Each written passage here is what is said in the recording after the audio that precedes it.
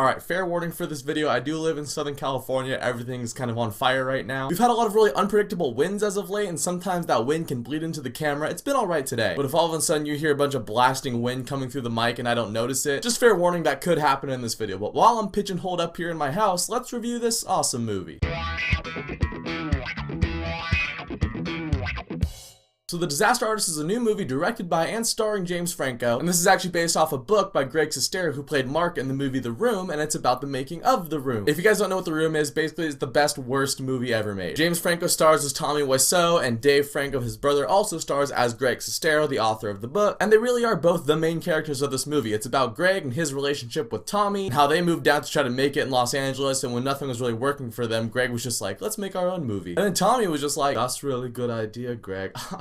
And thus, The Room was born. Now, as far as The Room goes, I have seen The Room a couple times. I actually got to see it one time in theaters. It's part of a Riff Tracks commentary, which is basically like Mystery Science Theater, so there was these guys that like tore it apart while the movie was playing. That was really funny. I do think the movie is hilarious, so I was really looking forward to this. And I've been meaning for years, ever since the book came out, I think it was like 3 or 4 years ago, I've been meaning to read the Disaster Artist book. Never got around to it. After this movie, I want to even more now, because the movie was awesome. James Franco as Tommy Wiseau, there are some mannerisms that only Tommy Wiseau does. The way sometimes one of his eyes looks like it's almost like a lazy eye, and it's the way that he walks and the way he just stands. I thought James Franco nailed it, and just the voice and the mannerisms and everything. And Tommy Wiseau is an enigma. Honestly, I have no idea how, like, they mentioned like that bottomless pit of money that he somehow has, because he was able to pour like $6 million of his own money into financing The Room. Who knows what New Orleans or Polish mafia Tommy Wiseau had to swear his life to, but the guy is such a mystery. But you do hear things about, like, on set he was kind of a spoiled brat, a little bit of a man-child. You get all that in this movie, but you also get a really personal side of Tommy. You are supposed to pity him a little bit in this movie, and you do. You feel like Greg is really the first friend that he feels he has had, and quite possibly his entire life. And Dave Franco as Greg was really good. You do kind of just see it's Dave Franco. Just like for the first bit of this movie, you do see that James Franco, it's just James Franco doing a Tommy impression, but after a while you just fall into it, and you really start to appreciate and see exactly what Greg Sestero saw in Tommy Wiseau. You get why Greg wanted to go with Tommy down to LA. He's just got this like raw passion for the art, and he's so driven by his goals. I made a joke at the end of this movie. I was like, you could take the tagline from La La Land and stick it on the Disaster Artist poster and it'd be perfect. Here's to the fools who dream. That's Greg and Tommy. Everyone else in the movie was really funny. Seth Rogen was good as the script supervisor. The people they got to play, the actors who played, you know, like Denny and Chris R, who were Josh Hutcherson and Zac Efron, and the girl they got to play, Julia Daniels, all did a good job with it. Some of them you see more of than others. Zac Efron's really in like one scene, but he was hilarious. He was a really big standout, and he has one of my favorite scenes in the movie. Like I was saying earlier, this movie does have a surprising amount of emotion behind it, especially near the end of the movie. I don't really know what classifies as a spoiler and what doesn't, because this is based off a book, which in turn is based off of true events, and this true event does have a huge cult following behind it. But when the movie finally premieres and people aren't viewing it the way Tommy thought they were going to, you actually feel really bad for him. It was really well done. My one small issue with this movie is that, and this can be probably just attributed to the real life stuff, I feel like there are certain plot threads, specifically with Greg, where it just kind of, the plots are just resolved, or they just disappear throughout the movie. Maybe not so much disappear. I mean, you want to see disappearing plot threads or plot threads that are never brought up again, watch The Actual Room. But as far as plot threads throughout this movie, there's one thing that starts to kind of tear Tommy and Greg apart, and Greg has to make a choice, and he confronts Tommy on it, and they do have a little bit of an argument, but right after that it's like, yep, okay, it's resolved. I think maybe spending like 1 or 2 minutes kind of on the aftermath of that decision Greg had to make, I think that would have helped it a little bit more. And again, Tommy and Greg get in another confrontation a little bit later in the movie, and you are given the sense that they don't talk to each other for a little while after that, but you don't really feel it in the movie, you know what I mean? I am trying to be a little vague because I don't really know what's a spoiler or what's not, but certain plot threads that could have been tied up a little bit better, I guess. But The Disaster Artist was great. I thought James Franco, actually, the directing in the movie also really solid, but James Franco starring as Tommy Wiseau was great. Dave Franco was good. The rest of the supporting cast was good. It wasn't just let's poke fun at The Room. It's let's tell the story of these two guys, and really let's tell the story of their friendship. So it does have comedy in it, but it's also got a lot of emotion. At its core, it really is a drama, and I thought it was great. So go check out The Disaster Artist. If you haven't seen The Room, I still think you can get a lot out of The Disaster Artist, but it's definitely meant for people that have watched The Room. If you guys have seen The Disaster Artist, let me know what you think of it down in the comments, and thank you so much for watching the video.